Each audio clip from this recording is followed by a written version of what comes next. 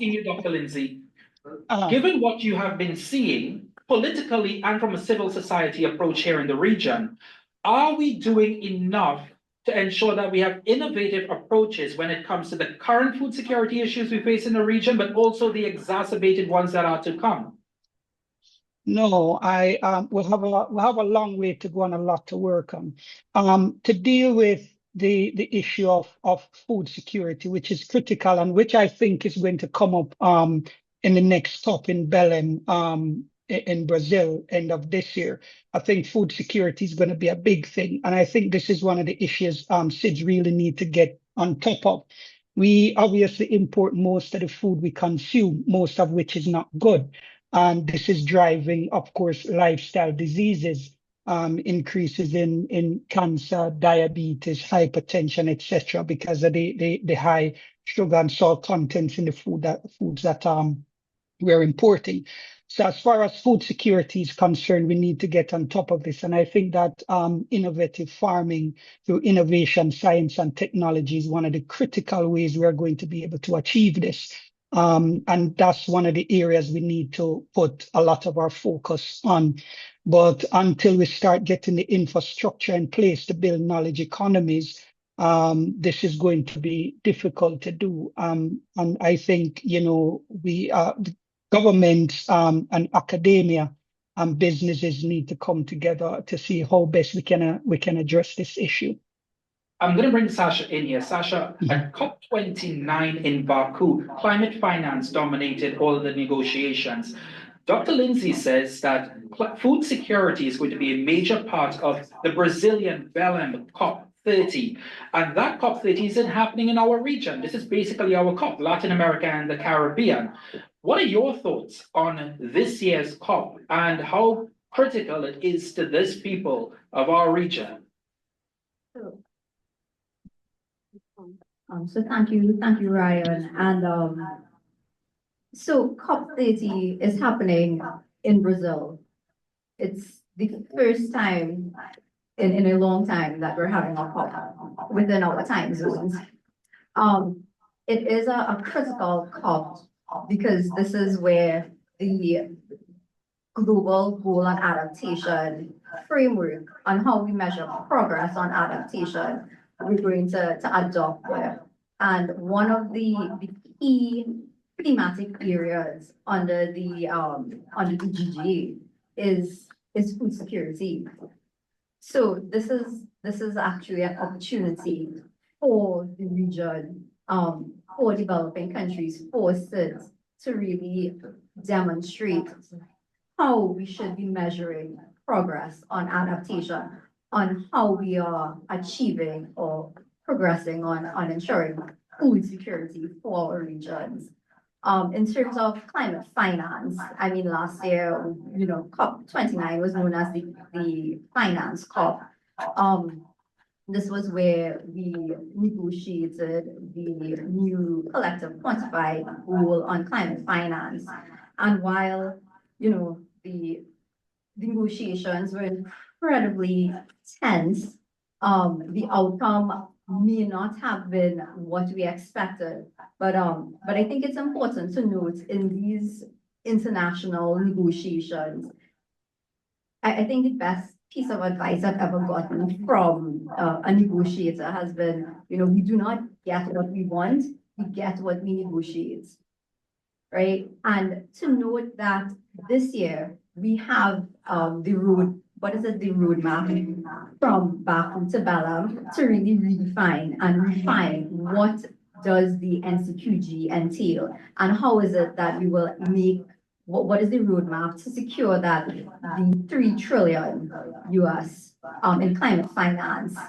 So this is an opportunity for developing countries, for small island developing states like here in the Caribbean to really lead on what our negotiation asks and what are these sort of innovative financing mechanisms, what are these sort of innovative participatory mechanisms and so on to ensure that climate finance reaches the most vulnerable, to ensure that climate finance is actually aligned with our needs and priorities in the Caribbean region, for example. and also to ensure that climate finance is accessible. It's to our countries and our communities as well. I'm glad that you said climate finance should be made accessible to the most vulnerable people who need it, because Dr. Lindsay, this is a topic that is going to be very important this year. Here's why. Last year, we had a record hurricane in the Caribbean. Anybody could remember the name of the record hurricane? It was an historic hurricane, Beryl, right? Sasha and her team traveled to COP29 in Baku, hoping that on the momentum of the disruption that Beryl left and the history and records that Beryl left, that they would have been able to use that urgency and the importance of that moment at the negotiating table. They only ended up with 3 times more than what was promised in 2009. Now, Dr. Lindsay, I say all of that to ask you, now we see in Los Angeles, major wildfires running rampant. Florida has its own issues. So now we have a first world country enduring large-scale catastrophe. We're headed to COP30 in Brazil, where finance is going to be equally important. Is this going to define that divide, Dr. Lindsay, into who gets and how they get? When we look at small island developing states and what we didn't get last year versus what is happening in Los Angeles and in Florida. And even if very good question, because there's so much uncertainty that we have to contend with. The first thing is 300 billion is a drop in the bucket, far from enough. AOSIS said that what we needed was actually 1.3 trillion annually, not 300 million annually. So we've fallen way short. President Trump's second term, there's a lot of fear going around because there's been talk out there that he's going to pull the US out of the UNFCCC. Now, we're not sure how easy that's going to be because he'll need Senate approval, but just that very talk alone is scary. Because having done that, currently the US contributes 1/5 to the UNFCCC. And as one of the biggest historical emitters, they have a big role to play in terms of climate finance that goes to developing countries for adaptation efforts. We have to look at the geopolitics of this. If this was supposed to happen, or say this doesn't even happen, say that President Trump even pulls back on the amount of contributions made, this is going to incentivize countries such as China to do the same in a geopolitical move, which then puts SIDS at a distinct disadvantage. It's a kind of scenario where we really don't want to get ourselves into. These countries, the US particularly, is asking other developing countries to contribute more, particularly China, India, and Brazil, who they do contribute a lot, but the US wants this contribution to the increase and to be compulsory. So we find that infighting at the top level among the large emitting countries, both historically and current countries, and we small island developing states are pretty much, hoping not to get trampled and not to get in a situation where we are just like running around bilaterally trying to beg favors in a kind of divide and conquer scenario. We need this multilateral system where in a situation like COP, a country like Vanuatu with its 12,000 people has the same standing and the same vote as a country like Russia and the US. So we need COP. COP is extremely important for SIDS because this is the one avenue that we have. But to answer your question about what's going to happen there, I think that, with what happened in the US and they having to pay attention to their own issues, we may start to see less climate finance coming to the UNFCCC and filtering down to SIDS. So we need to better use what is available, and we can talk about that after. You're muted again, sorry. Dr. Lindsay, because on the back of your statement, does this then make this a very crucial COP, given what you just said? The United States may pull out. China will look at it as an excuse. India, right-wing government, will also look at it. Brazil will look at it, and suddenly we have the process collapsing. Does this make this COP one of the most interesting COPs to look at? Because the COP process, the multilateralism process, could collapse. Yeah. It's one we really, really have to pay attention to, and SIDS need to go into that COP extremely prepared, but also to really negotiate. But I think one of the things that we really need to do is start thinking outside of COP. We can't do without the multilateral process. We need the UNFCCC, we need the finance entities, the GCF, the GEF, and all these climate finance organizations that we get money from. But it's time we start looking inward, and it's while at the same time we put this diplomatic pressure at the multilateral level to force these countries to be more accountable, to provide more finance, one, and two, to ramp up their mitigation efforts, which, it's critical. It doesn't make sense how much money goes into the pot. If we keep emitting, the problem is going to get worse, and we're just going to keep needing more and more and more money.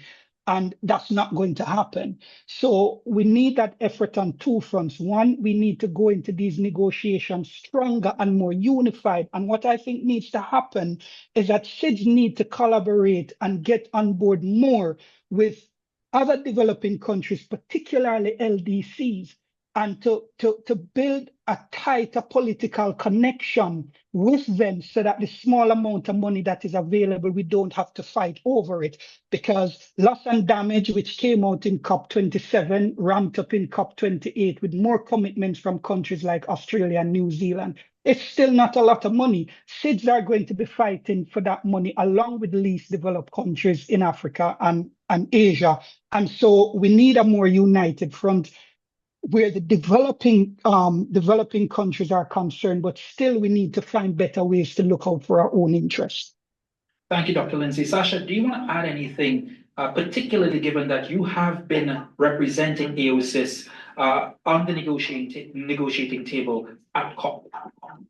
So I just want to clarify that. So Climate Analytics Caribbean, we provide negotiation support to the Alliance of Small Island States. So we're not the negotiators, but we advise negotiators at the COPs.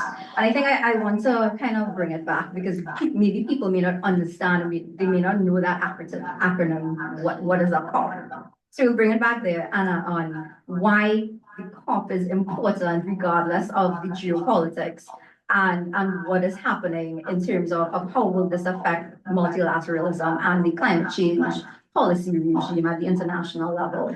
So a COP is called the Conference of the Parties, and each international multilateral treaty like the United Nations Framework Convention on Climate Change, UNFCCC, all governments or known as parties have an annual meeting under the UNFCCC called the COP, the Conference of the Parties.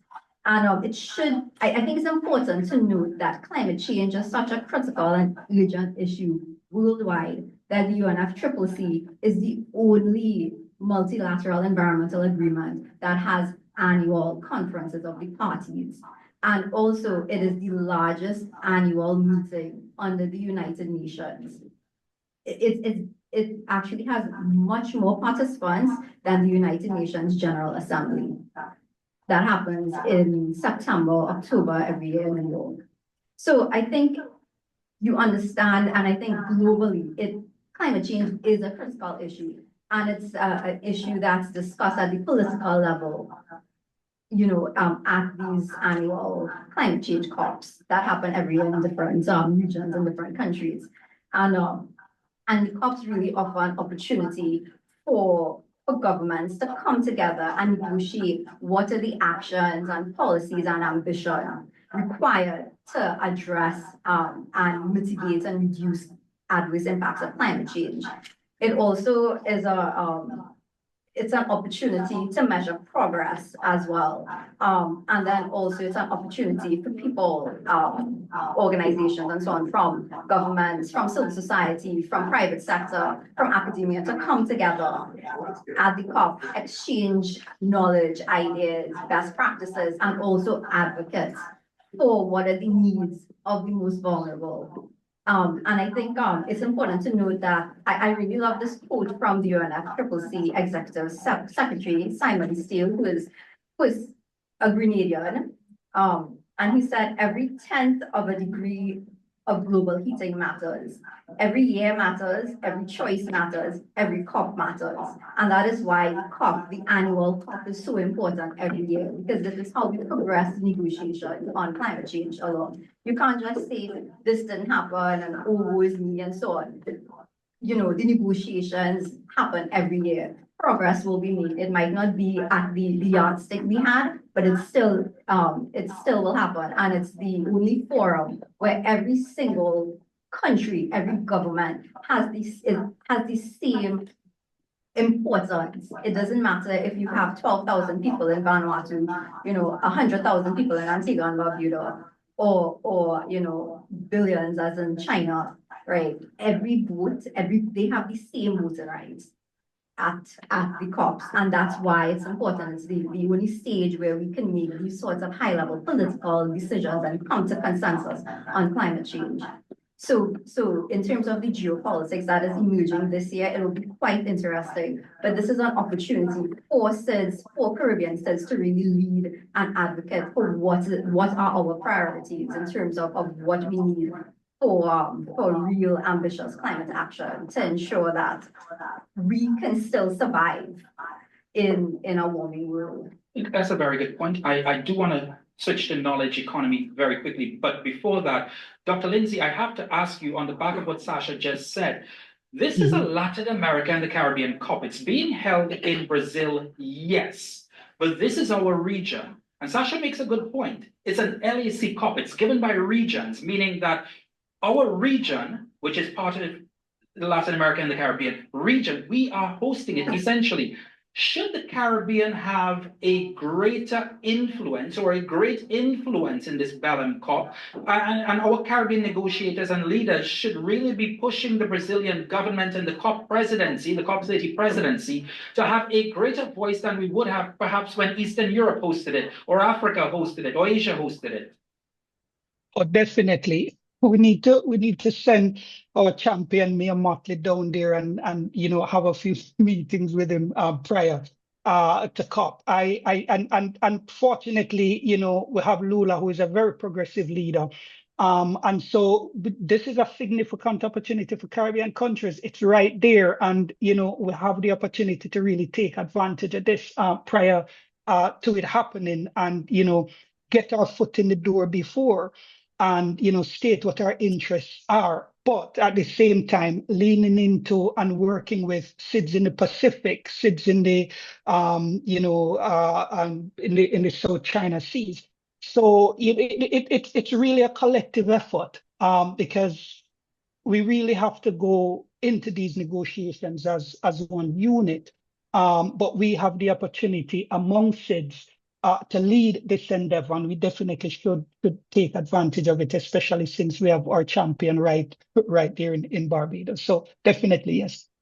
Thank you, Dr. Lindsay. Sasha, I want to come back to you because Dr. Lindsay was speaking a little bit earlier about as much as the COP process can do and must do for the Caribbean region, as well as SIDS around the world. We have a responsibility ourselves, and we cannot just simply wait on climate finance that sometimes never comes, right? Knowledge economy is one of those things. How can Caribbean nations strengthen their innovative skills and their research ecosystems to ensure that our knowledge economies, not only is it strong here at home, but can compete with the best around the world? And we do, let me just stick very quickly before Sasha answers, we do here in this region have some of the finest minds in climate change. Sometimes we tend to undervalue our own people, but when you go to these COPs, when you look at these conferences, some of the finest minds at these conferences are from the Caribbean region. Sasha. Thank you, Ryan. And I think the knowledge economy is a really critical priority for the Caribbean region and for the SIDS regions in around the world. And it's important to note that the entire climate change regime has really struggled with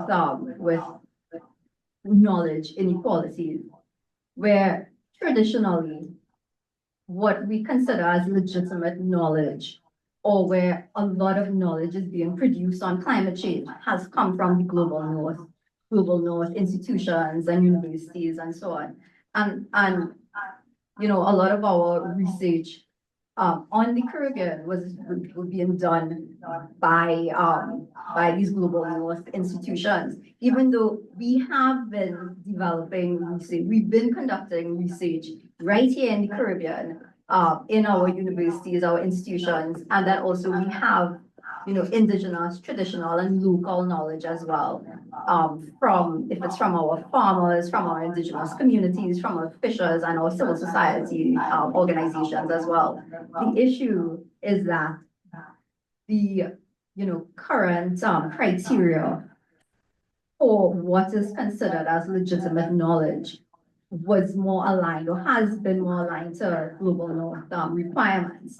And this is and it's been changing, for the IPCC, the Intergovernmental Panel on Climate Change, which produces these global assessments on climate change periodically. The last one, the sixth assessment report, was issued I think it was 2021 to 2022, 2023.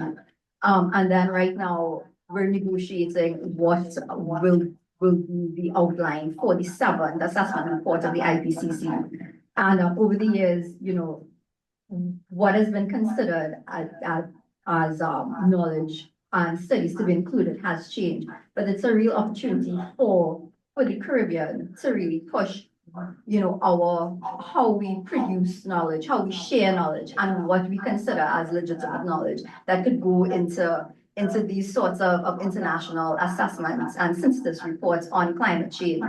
And I think it's quite important for us to start looking at how do we challenge this sort of knowledge injustices that we face and we may not even know it, because that would really enable us to have more equitable knowledge creation and have more inclusive and evidence-based climate change policies, where we have inputs from diverse voices.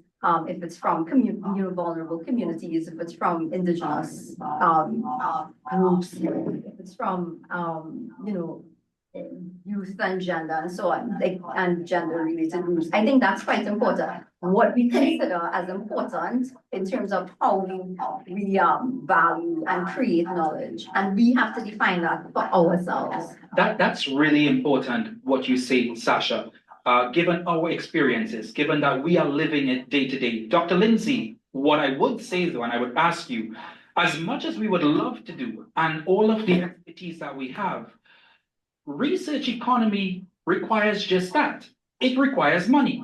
You cannot come to COSTAATT and start a climate change program if you don't have finances to do it. And just before I ask you to expand a little bit on the funding that's required for our knowledge economy here in the Caribbean, which is sorely lacking, I do want to ask our audience, if you have any questions, please prepare them, because we are going to come to the audience very soon for questions to both our panelists. But in the interim, Dr. Lindsay, funding, we talk a lot about the knowledge economy, and I was just boasting about how great our expertise is in climate change here in the region. But the fact is that sometimes most of our people have to study abroad and then come back home.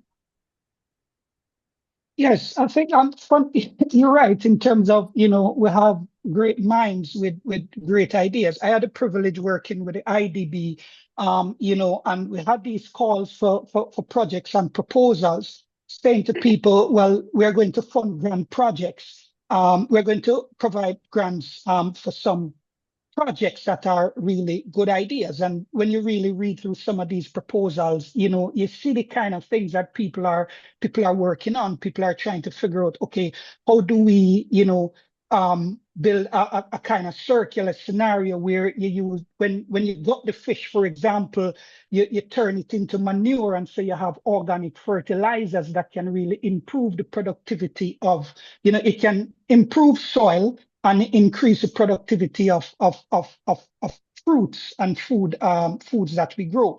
And so you have these ideas that are out there, but what people usually don't have is the capital, one, and the time frame in order to build out these ideas that they have. So you have, these $300,000, $400,000 grants that come out of the World Bank, that come out of the IDB, that come out of USAID, that, the GCF might be funding some adaptation projects, that they have these 3-year lifespans. And these kind of things, simply, it doesn't work. We need longer funding situations. We need proper investments. And I think where we need to go with this is through public-private partnership. But these are high-risk endeavors that, people are not going to necessarily, angel investors, for example, may not necessarily want to put money into these kind of projects because they are high risk. They may not work. And God forbid you go to the bank. It's much easier to get a loan for a BMW tomorrow at Scotia than you can get a loan for a business idea that you have. And so this is a kind of situation that we really need to get on top of, and it's going to require public-private partnerships. So how can government provide guarantors to businesses that are willing to lend money to build out these kind of ideas within the agricultural sector? And there's a lot more we can say about this in terms of where we go from here. So the session spoke properly about how we build a knowledge economy. And so we need to bring technology, innovation, and financing into the mix as well, because that's a part of the whole thing. All right, stand by with your questions. Dr. Nis has a comment to make, and right after we'll start taking questions. Thank you very much. I think Courtney and Sasha really, hammered home the point about the knowledge economy.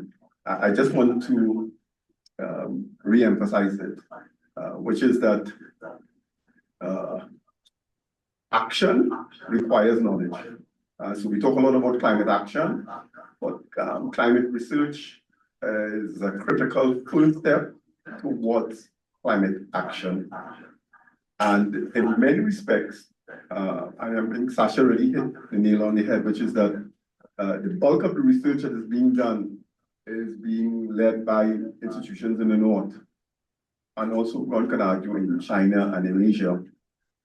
So the research initiatives that are being undertaken are not necessarily dealing with small island developing state issues, not necessarily dealing with tropical countries, and not dealing with a lot of the scenarios that are relevant for us, a lot of scale issues. So for example, I remember participating in one of these, climate and energy related conferences.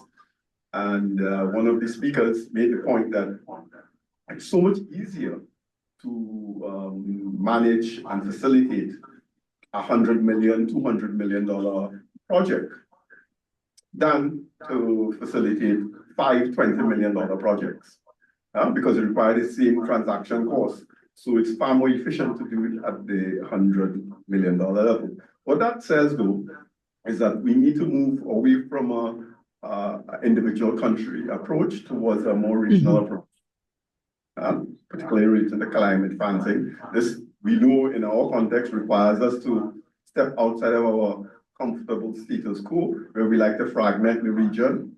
So that's the first point. The second point is that we also need to be engaging in more foresighting approaches. Just yesterday, I was in a UN conference talking about the issue of how we use forecasting and foresighting for development. And I made the point that we already have a lot of information about climate change. 80% of what we need to know, we already know. And so that should really impel us to move. The last point I want to make is that, and Courtney raised it, is that I think it is now incumbent on us to take more responsibility for our transformation and dedicate a certain percentage of our own individual country budgets to deal with climate action. And we can facilitate this through government procurement. We could also facilitate this by creating incentive mechanisms for private firms to invest in everything from rainwater capture to photovoltaics on buildings, and you name it. So a lot more things are within our grasp, and that's what I think we need to shift our attention to. Continue advocating for multilateralism, but at the same time, investing in our own capacity to facilitate transformation. Dr. Lindsay, you're nodding along when Dr. Lewis said that a share of the national budget from each Caribbean territory should be put towards climate action. If Caribbean governments, leaders around the Caribbean are comfortable saying that flooding is as a result of not only aging infrastructure, but the onset of climate change, if they are comfortable blaming climate change on some of the societal troubles, infrastructural troubles that they are facing across the region, then why is it so difficult for Caribbean governments to then allocate some of that cash that they put in the national budget to the problem that they are speaking about officially? Well, we're cash constrained to begin with, as small economies, that just simply refuses to grow. So we have that problem to begin with. And then sometimes it's not really, politically feasible when you have, the kind of political systems that we have on these 5-year cycles where, you do what is politically expedient rather than what makes sense. You look at the case of Antigua, for example. There was a situation where they built a bridge, and it's a good. They built this bridge, and in order to get it done as quickly as possible to appease the voter base, it was done, and the bridge had gotten destroyed by a previous flood. They rebuilt the bridge, which the following year a flood came and knocked the bridge over again. So you have this kind of situation where, okay, we're already already strapped for funding, but when we do this infrastructural work, it's not done in the way that it should be done. It's done for political expediency rather than lasting infrastructural improvements. And so you have these kind of political hurdles that you need to get over if you are going to overhaul the infrastructural system in each country, that most of which are based on colonialism and are not fit for purpose in this current context that we're operating in. And so the next thing that we need to do is try to get more grant funding out of international finance entities, because we simply don't have the funding locally to do so. And that's going to take diplomatic effort that requires capacity building. And what does that mean? You can't have a global, climate fund arrangement where the money is there, but it can't be accessed simply because countries like ours don't have the capacity to pull that money down. And so we need to really work on that front, in order to pull more money out of the system, because it's not like it's not there. It's there, but we're just not doing a good enough job of extracting from it as much as we could, which would help us develop our own infrastructure to withstand climate change. Sasha has a comment, and then we go to members of our audience for questions. Yeah, thanks for that. And definitely I agree with what Courtney has been saying on the issues that SIDS have been facing to access climate finance in order to do the critical work that's needed for us to build resilience to climate change. And it's important to know that all these issues and challenges we've been discussing here, it really hinges on this notion of climate justice. And this is really and truly, it highlights that, the causes and impacts of climate change, they're not distributed, no experience equally. And climate justice always also emphasizes that, existing structural, systemic, and historical factors have led to these inequalities. So, our shared colonial past, our, where we're located in the Caribbean, our current post-colonial institutions as well. It really has created this issue, and climate change has exacerbated these inequalities and issues for SIDS particularly. And looking at climate justice, it could be a really critical lens for us to understand inequalities and how they influence the way that climate change is being experienced locally in our countries. And just by looking at and noting that climate justice has been this critical lens of framing for how Caribbean SIDS have been engaging with the international climate change negotiations. So when we talk about climate finance, we say that that is a climate justice issue, in that we need to ensure that we have scaled up, ambitious, highly concessional funding in order for us as SIDS to be able to meet our priorities and our needs to address climate change affecting our countries. And in addition, we need to ensure that we have simplified access, because as Courtney has been saying, it's incredibly onerous to be able to apply for these grants, to the Green Climate Fund, to the Adaptation Fund, and so on. You have to basically jump through hoops and prove that you have the capacity, prove that climate change is in fact affecting your countries.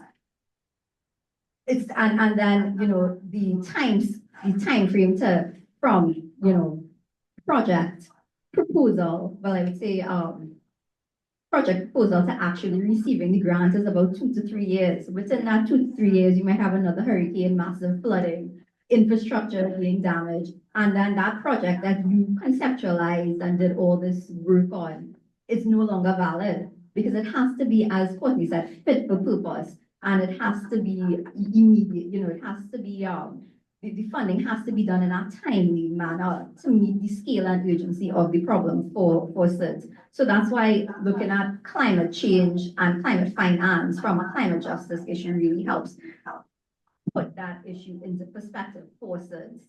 All right, thank you very much, Sasha. We now move to our questions for our panelists. Do we have any questions from our audience? I just see one right here.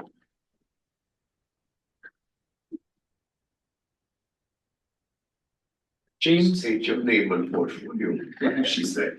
James has a long one, so I don't know if we'll get through all of that. My name is James Hospitalis. I'm the head of the Medical and Girls Foundation for Planetary Health, former director of COSTAATT.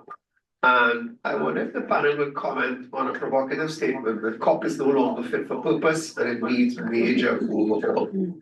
I wrote about this in the Guardian late last year, and it was also published in the Gleaner. And the main reason I'm making that point is in two parts. One, carbon dioxide concentrations, which is the thing we're worried about most of all, have been going up in a straight line since COP was invented in 1995. There's no sign that it's going to go back down. Therefore, COPs are failing in what they set out to do. And COP is not commission of police, ladies and gentlemen. COP is corporates and the parties. We need to educate the public about that. But if you look at what is behind that, why is that happening? I attribute this to the corporate capture of the process, undue private sector influence. And that's what I'd like the panel to comment on. How can we in our SIDS change the architecture of the COP? I don't know if folks realize, well, we're working with the arms control dealer in charge of arms control talks. An arms dealer, would you put the tobacco company CEO in charge of tobacco control talks? You wouldn't. But we have a situation in the world where the presidents of these things are oil company CEOs, and before we had 1,700 of them, 2,400 of the industry people in the thing. influencing, lobbying, doing all the bad deeds, undermining, lying, denying, delaying, which is what they do, which is what tobacco did, which is what alcohol did. So this is a health harming industry where the people from the industry are in the heart of the negotiations. That is not right. Dr. Lindsay. Wow. This is really a tough one. So the first COP, well, the third COP, we got the Kyoto Protocol. And the point of this was to reduce, carbon emissions, and countries agreed to do this. This was a momentous moment historically. Then I think the second biggest momentous COP was COP 2015, where we had the Paris Agreement, and this at this point now it was 1.5 to stay alive. So obviously, COP 3, the Kyoto Protocol didn't work. So now we are struggling to stay at 1.5 and below in 2015, a far cry from 1997. Of course, this year we breached 1.5 temporarily. So yes, it's going up in a straight line. Obviously, we need it to be overhauled. How that is done, I don't have the answer.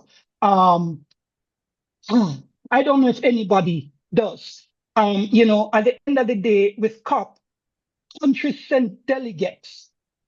Delegates represent their populations and their taxpayers. Corporations are some of the biggest taxpayers. So really, when you look at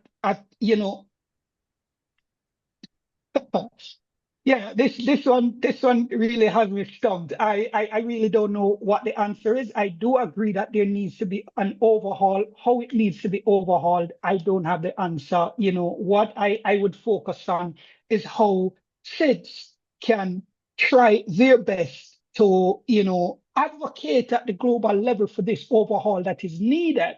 Mayor Motley has a very good job at appealing to the morality of large emitters like the United States, and she really has that power and talent to get to the heart of it. Countries like the Maldives, they have their parliamentary meeting on the ground and say that in 100 years, we won't be a country anymore. So what more can we do to show large emitting countries that this is a problem that needs to be solved? James put his finger on a very important question, and I'm going to stick with that question. And as the moderator, I think I can. Yeah. Dr. Nils, I'm going to bring you in here, and I'm going to ask you directly what experts, these are former General Secretary, Ban Ki-moon was one of the authors of that letter. Christiana Figueres, who was a former UNFCCC Executive Secretary, her name was on that letter that James is speaking about. Are COPs, Dr. Nils, fit for purpose? I know, that's a really hard question, right? You have to think about it this way. One of the key benefits of multilateralism is that it creates norms. It's norm setting. And so, as Courtney indicated, the Kyoto Protocol, 1.5 to stay alive, all of these have become popularized as concepts and ambitions, and they've become globally recognized. That cannot be achieved through any other mechanism than through the multilateral agency framework. So this is a really important dimension of it, so that no country can say they don't know. We all know because we negotiated these frameworks, and we've all signed up to it by and large. The other thing that is not often discussed is that the real action on climate change is happening not at the national level, but at the sub-national level. And so what we need, in fact, I would argue, is a parallel process whereby action is facilitated by non-state actors. So, for example, 70% of global emissions come from cities. Now, I actually had the opportunity to participate in a meeting of, I can't remember the name of the full organization, but it deals with local governments and global cities.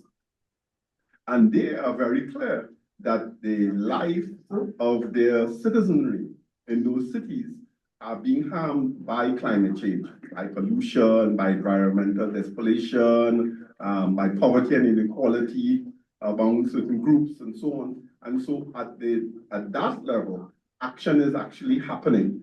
Whether we are aware of it or not, whether we are mapping it is another matter. But I think that that's what we need to be facilitating.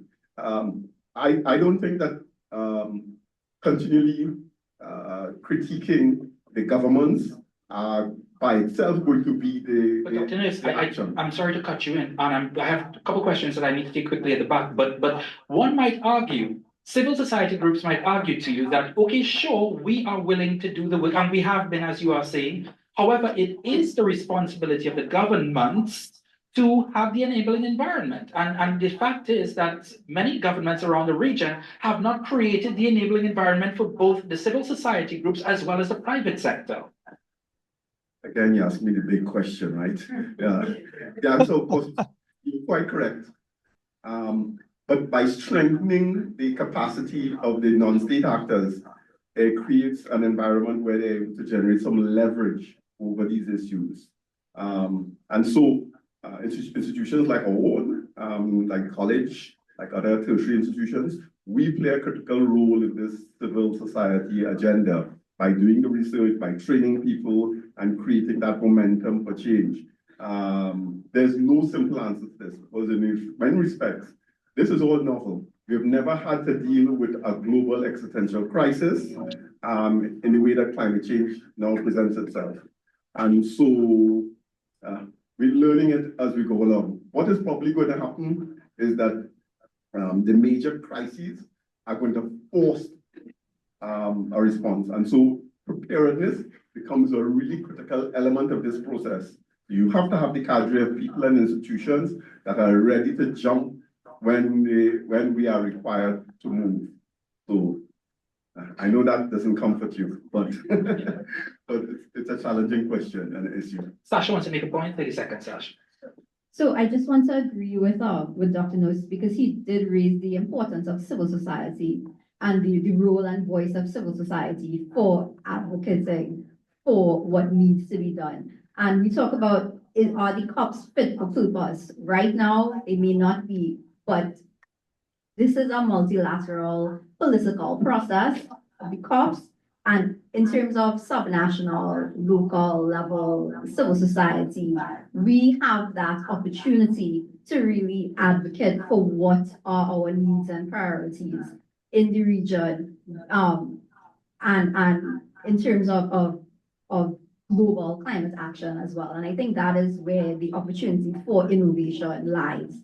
And in terms of governments creating that enabling environment, we can't be continuously complaining. We have to say, this is what needs to be done, and we will work with you. And we do have examples around the region of this sort of collective civil society action on climate change that is happening. For example, we have the Caribbean Climate Justice Alliance, which is an informal regional network of, climate change practitioners, community leaders, civil society organizations, academia, and so on, all working together. And it really seeks to amplify the voices of, communities and groups on the front lines of climate change.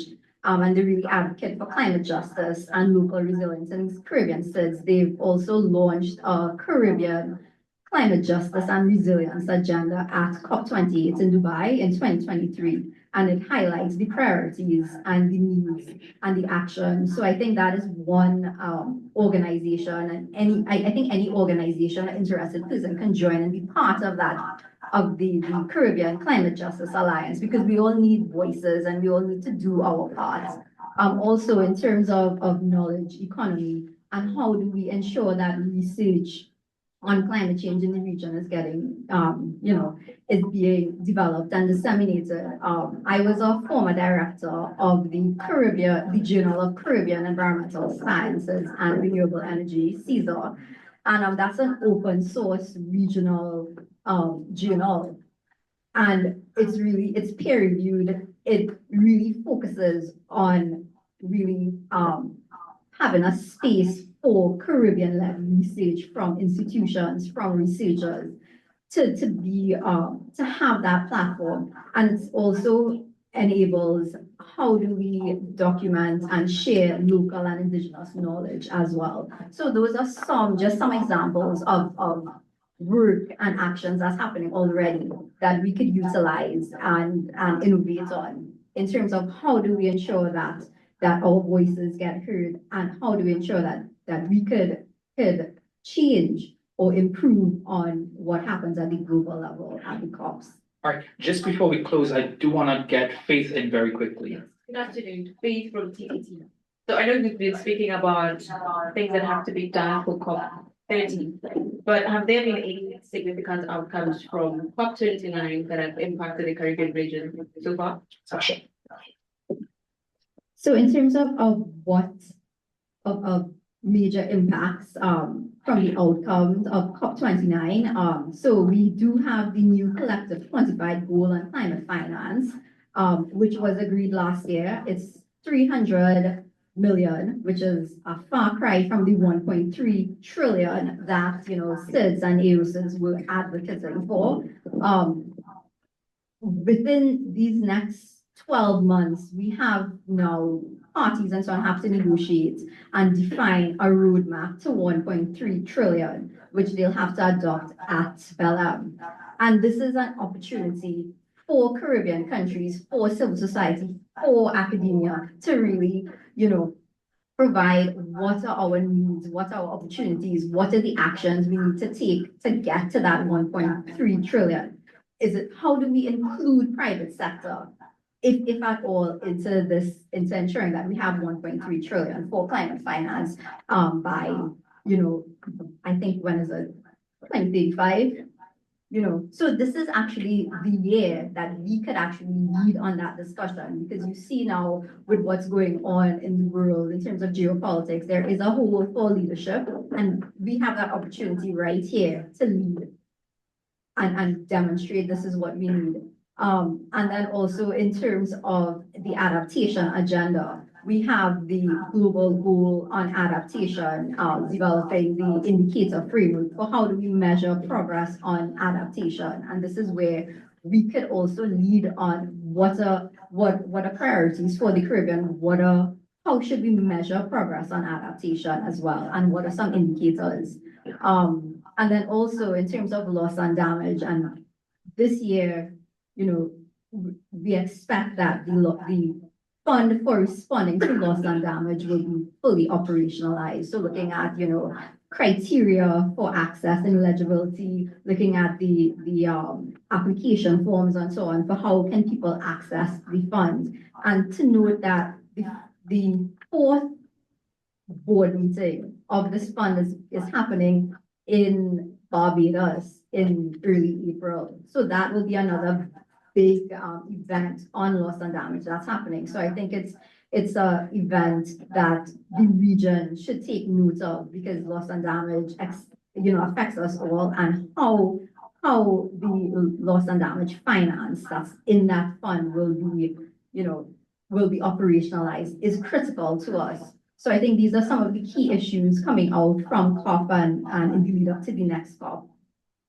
Thank you. Thank you very much, Sasha. And as I hand over back to Delamay, I do want to say thank you to everyone who made time to come to the Innovation Café series talking about climate change. There is so much more. Sasha laughed at me when we actually started. She said, they want to talk about climate change in 1 hour. Good luck. Good luck. Thank you so much. As we come to the close of today's Innovation Café, I want to extend a heartfelt thank you to our panelists. Mr. Bachoo, thank you so much for facilitating the conversation with your insightful questions, making sure that Dr. Nurse got in on the difficult questions, and basically stimulating our thinking. My takeaway from Dr. Jattansingh was that we need to make sure that we organize the Caribbean and COP30 posse for Brazil. And so we need to do the lobbying of our governments that needs to take place to ensure that we are represented and take advantage of that platform. I also got from Dr. Nurse that it is time to save ourselves. There has to be a contingency plan within the region if things work out like how they worked out before, in that we may not have all of our full funding or we may not have access to it. There are things that we can do locally to solve the problem and the crisis that we are facing. I also got from Dr. Lindsay and Dr. Nurse collectively as well that there is, while it may be need for reform with COP, it is still a very valuable platform that provides us with opportunities that we would not have access to if we did not have this forum. Opportunities, as Dr. Lindsay had mentioned about for partnerships, for access to funding, even though there are challenges with that, there's still opportunities there. So thank you guys for bringing out all of these salient points, and I think it got the wheels turning. Thank you to our organizing team, everyone working behind the scenes, and to our audience for engaging. We hope that as you go forward, that you will continue to action in your own sector, ask questions, challenge the status quo, so that we here have the chance for survival as well. Thank you so much, everyone.